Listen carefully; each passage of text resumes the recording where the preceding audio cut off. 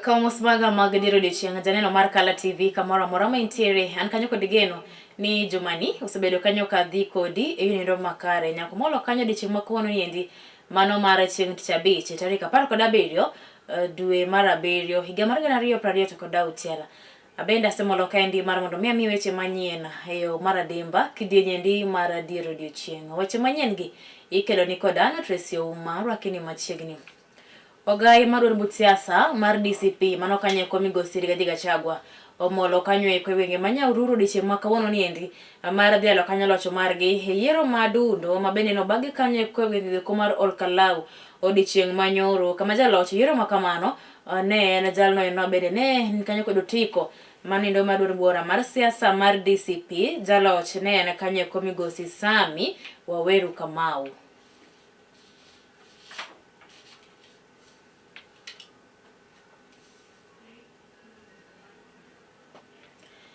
Ekinde mane loso bende mana ekinde goeko mano dhi kanyo genge ko manya hururu migosi Rigathi Gachagua oyango kanyo eko ni Uganda jo Kenya osegolo kanyo pachgi kuom ker ma pacho kaendi migosi William Samuel Ruto ka oparo kanyo chien kit siasa magalagala mabende ni bedo kigoyo kanyo eko e pacho gwenge ko ma Olkalau kama yango kanyo eko ni ker ma pacho ka migosi William Samuel Ruto ne otiyo kanyo ndo kod omenda mag jopiny mang'eny ka achiel kod mwandu mag jopiny enyayo kanye ku campaign moko dhi kare gwenge gweko ma Olkalau. I'm a leader who listens to the ground. I listen to the people. From what I have heard, I would like to contextualize what happened in Olkalau in the greater conversation of the Republic of Kenya. All over this country, people have told us they are done with William Ruto. It is finished. It is over, Mr. President. The people are resolute that they will not vote for this rogue administration again. But they have one fear. Their fear is not that he'll win. They know he can lose. Their fear is that when William Ruto loses, he will refuse to accept it and steal the election.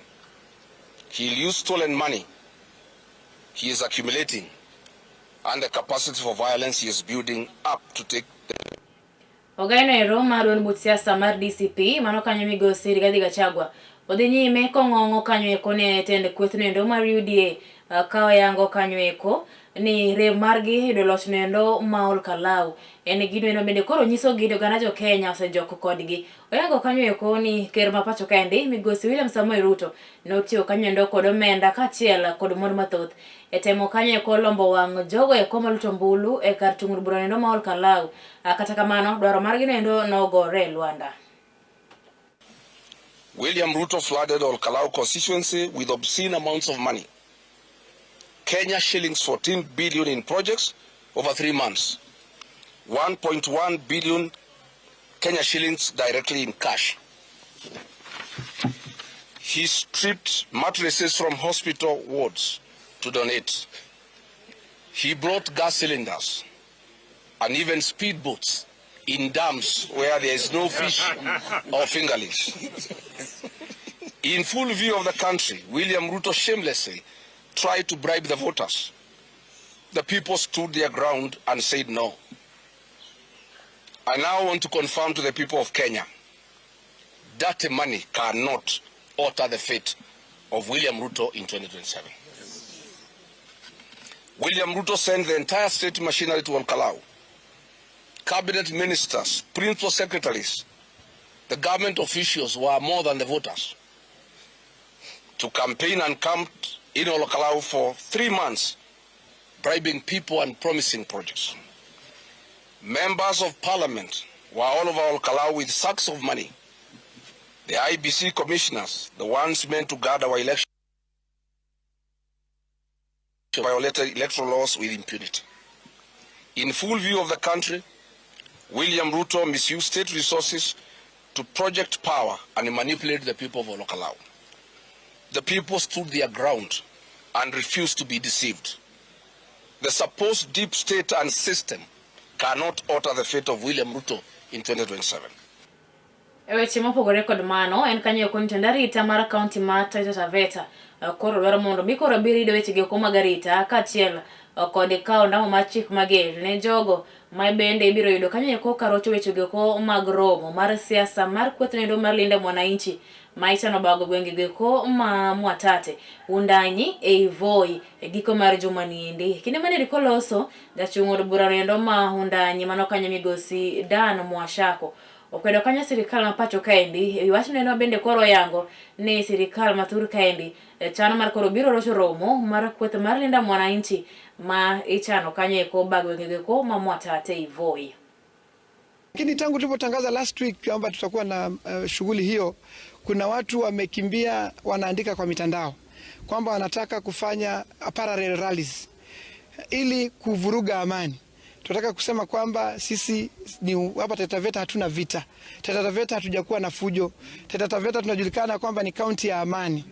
Yeyote ambaye anataka kutengeneza parallel rally, huyo ni adui wa amani ya ndani ya kaunti ya Taita Taveta, na hatutamruhusu alete ama vuruge mkutano wetu ambao ni walinda mwananchi. Na tunaomba polisi wetu kwamba waweze kuwa very vigilant, kwa sababu kuna characters wachache ambao wanafikiria wako na monopoly ya violence na kudisrupt mkutano hapa katika kaunti hii. Tunataka kuambia polisi kwamba sisi we are solely behind you na hatutaki mambo ya goons, kwa sababu vijana wetu wametuambia kwamba wao wako tayari kuondoa any element ambayo itakuwa imeonyesha dalili ndogo tu ya kujaribu kudisrupt mkutano wote.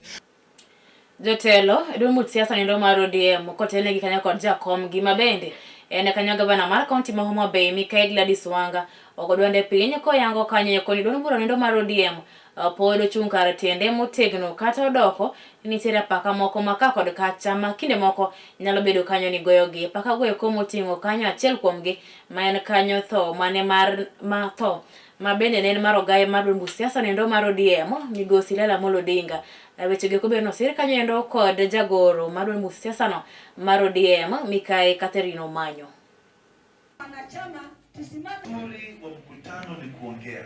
Mti mkubwa kama baba ambaye ako na mizizi ya miaka 40. Mti kama huo ukianguka, ndege lazima iyumbe ndani ya. Kwa hivyo kuna wale wanatembea wakieneza propaganda ya kwamba Wanga na Uburu na Junet au watu wameuza chama. Ama mjasikia hiyo? Si mmesikia hiyo propaganda?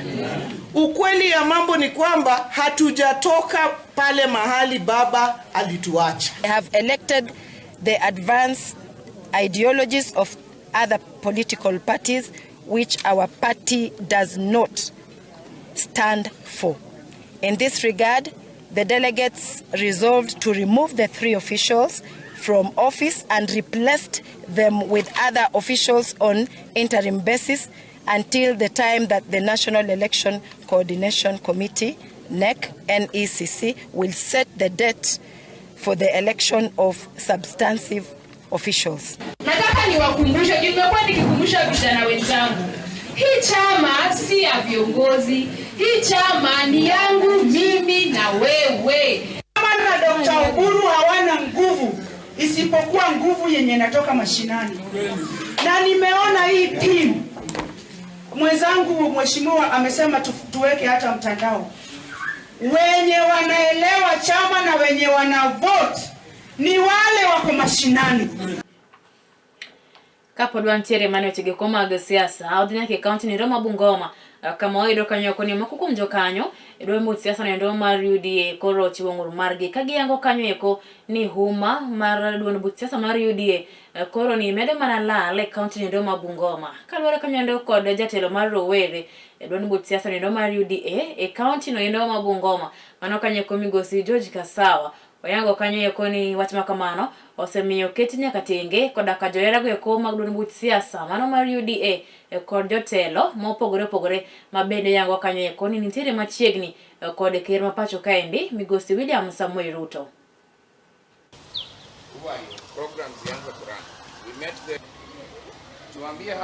Tumekuja hapa kusemezana na tulete uwiano kati ya wanachama through elected leaders, nominated leaders and aspirants. We want to forge and move ahead as a party with unity. We are also calling on, we're also trying to see if we can seek audience with the president so that we can push the party forward in Bungoma County. The loyal members of UDA are being left out in empowerment programs. Yes. So, Bwana President, we want to tell you today that actually these members that are here have a voice and they want you to listen to them. There are people who are sacrificing in this UDA party to ensure that the party remains at top notch, but the problem is no one recognizes them. Mheshimiwa Rais, nataka uongee na wale elected leaders from Bungoma County. Uweze kuwapanga, uweze kurudi huku mashinani kukutana na wanajeshi ambao wako nyuma yangu hawa. Kwa sababu hawa wako tayari kufanyia chama ya UDA kazi, lakini wakati mwingi hatupatani na wale elected leaders ndio waweze kutupea mwelekeo, waweze kutupea kofia na matisha, tuweze kuingia katika mikutano mingine. Kila chama isimamishe aspirant wake. Wananchi wenyewe waamue, kwa sababu wananchi ndio kura. Kila wananchi mwenyewe akuje amue ni mgani atatawashughulikia, because kila mtu ako na ability. Oganda mapacho kaendi koro kwa mondo mi uogo ko karomgi mondo ndikre kaka jagombo ulo kendo bende neno kanye ko ni gibiro gi yiero kanye ko jotelo makare. Dipo makamano biro tok report yango kanye ko ni kwano gana matothe gwenggi ko Manyanza poko wuok oko kendo ndikore kaka jagombo ulo. Aka bende kwa market kod mano no ket kanye ndo kod jor bura Mauriri mano kanye migosi Mark Nyamita ekinde mabende ne owuok oko mar puonjo ganda ewi ber mar ndikruok kendo bedo kanye ko jogo magoyo ombulu. Eromo bende migosi Mark Nyamita ne loso kanye ko kinde romo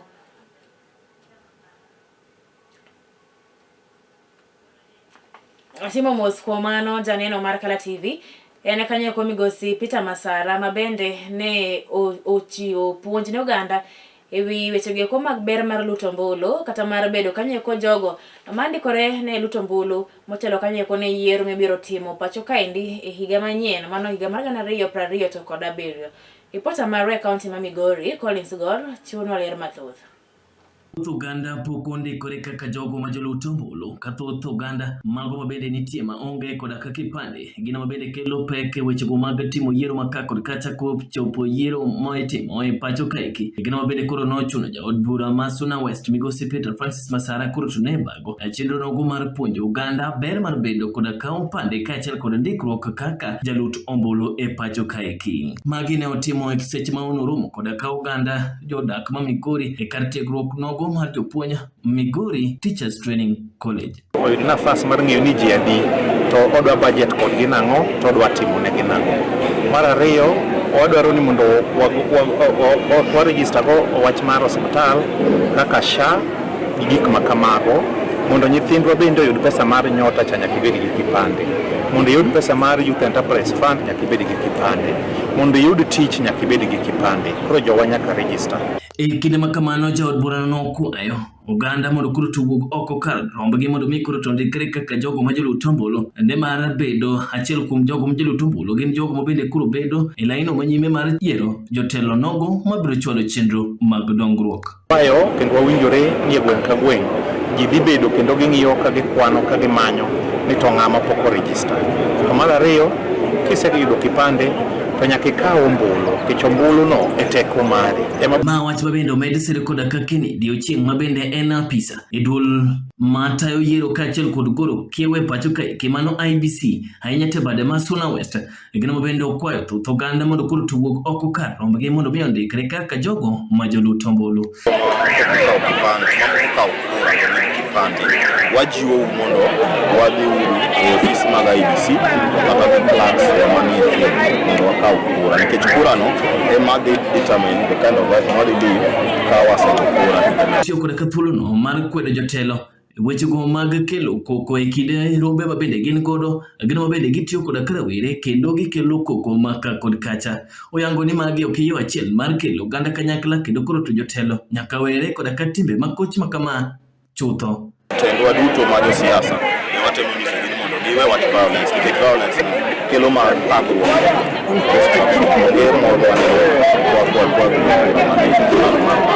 Kala TV kowuok e kar chung'ur bura ma Suna West County ma Migori Nyiga Gor Colin. Oganda mawuok e alwora mar Nyanza koro imedo jiw mondo koro odonje pur mar alode kod cham man kanyo kod ndhadhu wirani gin gigo eko makawo thuolo matin kende to japur nwang'o yuto mare. Jipo ma kamano endo ogol kanyo endo kod riwruogno endo mar Cereal Growers Association e boma endo ma Kisumu kotelnegi kanyo endo kod migosi Eric Okelo kinde jotelo mamoko e sekta endo mar pur kinde mabende ne giriwore kod skul endo mar Bugo moyudore kanyo kar chung' bura ma Nyakach e wechego eko mar neno kanyo ne gitwalo nyime eyo makare wechego eko mag pur manyasani mabende dhi kanyo endo machal kod somo mabende michiwo e skunde mapacho kaendi manyasani mano kit somo no endo mar CBC. Project momiyo wan kaka wuono iluongo ni Sustainable Farming, Inclusive Markets and Trade. Watemo mondo mi promote resilience e community, especially yo mar konyo jonyuol gi nyithindo o understand kaka wanyalo timo wach mar alode ni dala. And mae watimo mondo mi waket ranyisi be ne jonyuol, especially kata jok modak e bombe, ni mae gima nyalore e town. Eche okawo space matin and then pi bende kodwar mang'eny.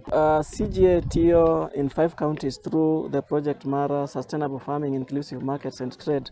And in Kisumu, we cover 5 sub-counties. Koroma wan mana Nyakach, Bugo Primary School. But magi ma watimo in the other sub-counties, moriwo Nyakach, watime Muhoroni, watime Nyando, to watime Kisumu East gi Seme sub-counties.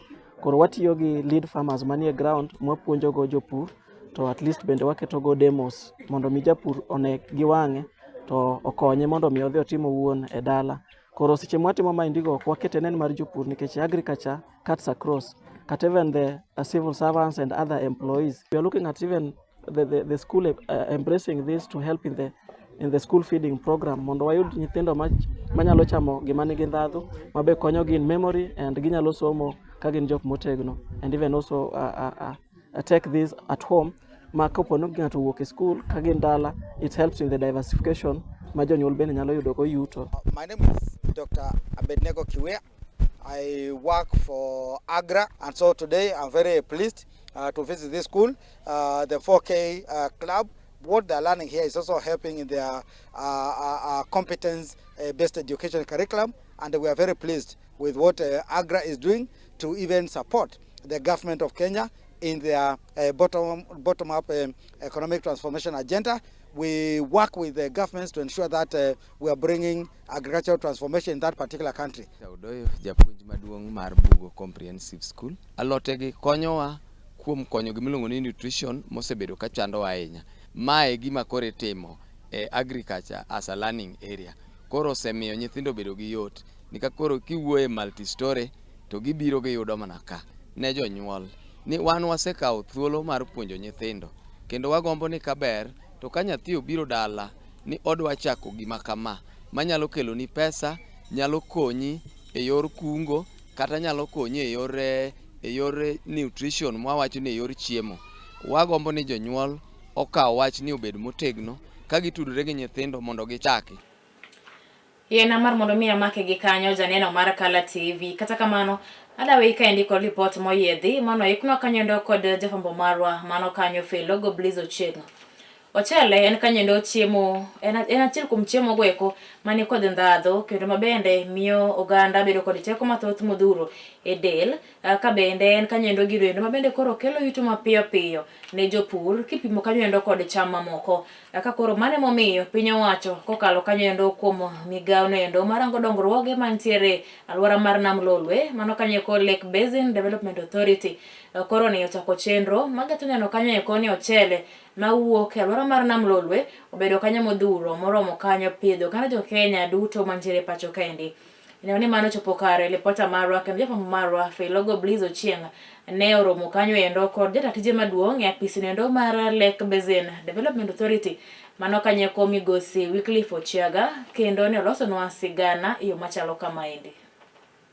En okinyi ma jaber mar chieng' tich abich. Arado kod director maduong' e apisi mar Lake Basin Development Authority mayudore e boma niendi ma Kisumu. Mano migosi Wycliffe Ochiaga. Kendo tok rwaka kod rwak makende olero na maino magiseketo kotenore kod dongruoge e alwora ma Nam Lolwe ka pek mar puro chele bendo miyo pek e twak mare. Okwano na moko kuom gwenge ma LBDA dhi e nyime gi puro chele. Lake Basin Development Authority en bad sirikal matiyo e alwora mar Nam Lolwe mondo okel dongruok mag Nam Lolwe kendo mondo olos ngima kendo ber ngima mar jogo modak e Nam Lolwe. Kuom chenro mang'eny mwatimo, achiel kuomgi en mar pidho mchele, and mchele wapidho e scheme miluongo ni Kimera Oluch scheme. Ei Homa Bay County kanyo nitiere Kimera scheme to gi Oluch scheme. Now Kimera scheme nigi sub schemes mang'eny, moko kuomgi en Undago sub scheme, manyocha watime harvesting mar mchele. Nitiere Kital sub scheme, nitiere Oyuma sub scheme, nitiere Konyango Majeri sub scheme, to gi mamoko.